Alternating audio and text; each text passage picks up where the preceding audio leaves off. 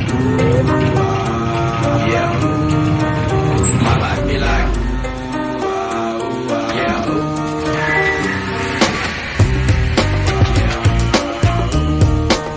My life be like, yeah.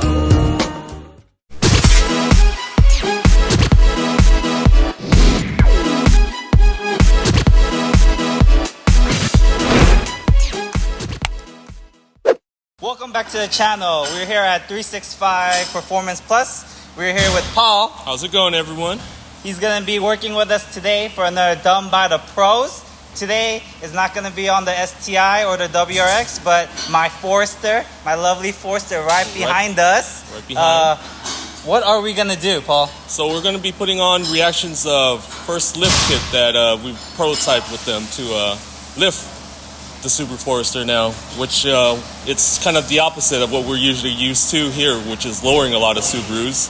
But this is the first kit that we worked with them, so we're going to try to develop something good for all the Super Forester fans out there to do some overlanding, some outdoor stuff, so should be a fun project. We're not slamming it, we're lifting it. Alright guys, we're here at 365 and I apologize for the sound quality. We're here at the shop while they are actually working on cars, so you might hear a lot of background noise, so I apologize to you guys. Bear with me while you watch this video. A few minutes later. As you can see, the box says Riaction. Before we go any further, could you explain to me what this company is and how it created to be what they are right now? So Riaction is a sister company of 58 Industries, which is a company that we've been working very close with the past maybe 2.5 years. We've been developing this kit with them for at least a couple months now. They wanted to see what we can do to outgrow their Riaction line, which the Riaction line is more of a performance-based line, but they're also working with track cars. Now they're working with us with the lift vehicles. So the cars right now that we're working with is the Super Forester, which is a very common outlanding car that we've gotten a lot of inquiries about. So with developing with Riaction as of right now, it's a lift kit that's adjustable from stock height to about 3 inches lift. So these guys can enjoy their cars outdoors, rock crawl if you like, with the adjustability of 32-way dampening, which you can still enjoy regular highway driving. You can still go overlanding, but you still get the comfortability of being able to adjust the dampening of the coilovers itself. There's a lot of lifts out there. Why is the coil lift the best? It's for me or for us, we think the suspension lifts are the best because body lifts are not travel safe in a sense where you don't get the full adjustment or full capacity of what your shocks and springs can do together. So with the suspension lift, it makes overlanding, rock crawling way better because in a sense that you get the full travel of the shock and the spring together as a unit.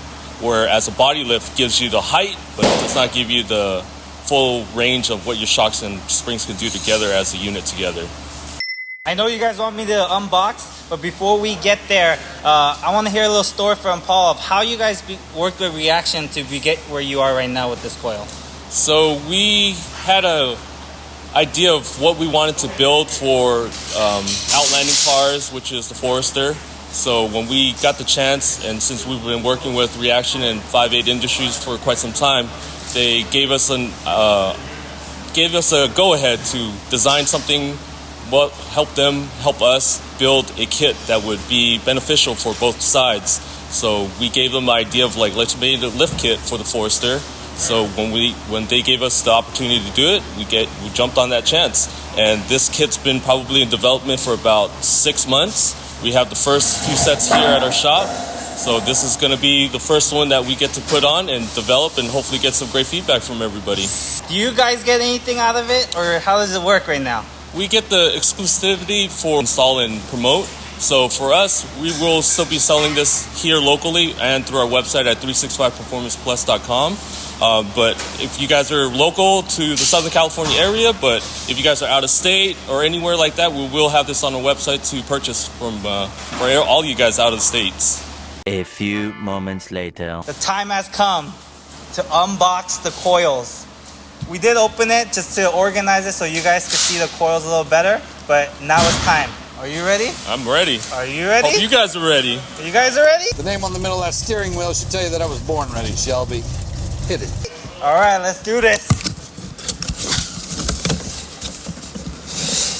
Ooh, that's one set of suspension. Look, it matches the the orange and my orange match. This is how it's gonna look. The front. Oh, like this. So those are the fronts, right? That's the front. This is the front. These are the rears. So let the pros answer the questions.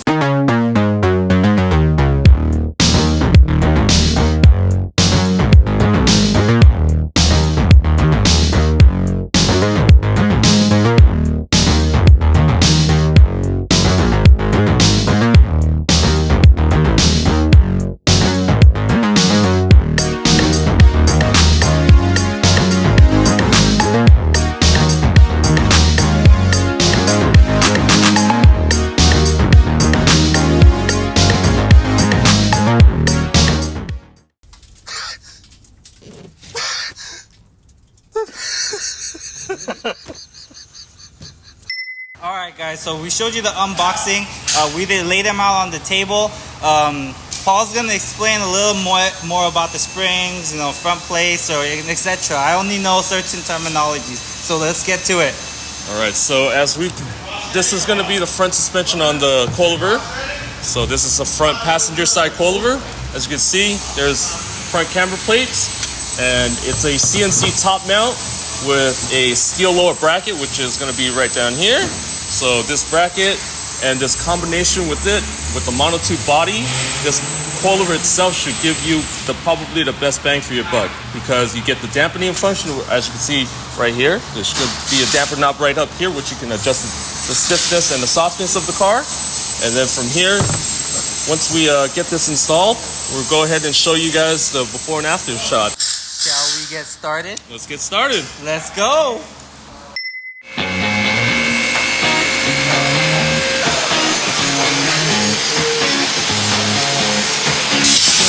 Oh my gosh. You've been off-roading too much? That's the best part? Yeah.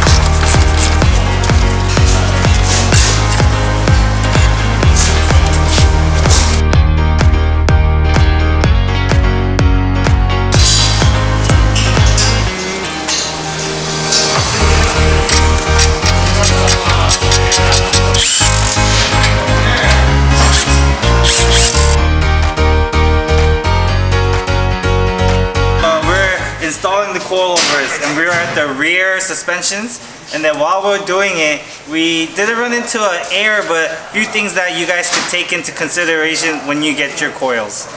So when you lift a car, usually you start to get a lot of positive camber. So what we came across was the rear suspension looked very similar to a WRX or STI, and we had some white line rear lower control arms. So when we did a little matchup on it, it looks like it's going to fit perfectly on the Forester, which will help correct the positive camber back to normal, or even add a little bit of negative camber to keep the car running and driving straight. So if we say you get suspension and you want to do alignment, would you recommend this, or do you have to get it? Like, what would be the actual answer to that? So it really depends on, let's just say now for this situation with it being lifted, you would definitely need those to correct the wheel stance, because now with it being positive camber like this, you need it to make sure it sits vertically straight up at 90 degrees. So at this point, this would make it more beneficial, because with the positive camber, your car would just drive very wobbly at that point.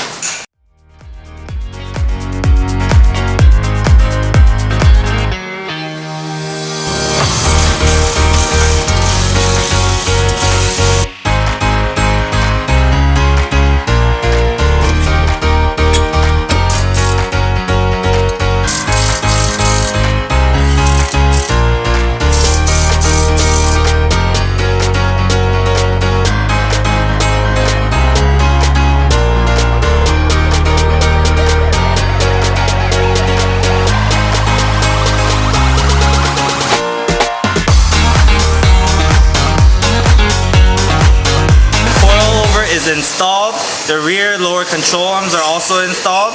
I want to thank Paul that's been working on the Forester all day. I want to thank 365 Performance Plus for allowing us to install it here. And then of course you gotta thank Riaction for giving me a chance to try out their coilovers. And before anything, I would like you guys to subscribe, give me a thumbs up, leave a comment, watch the video fully, and catch you guys next time.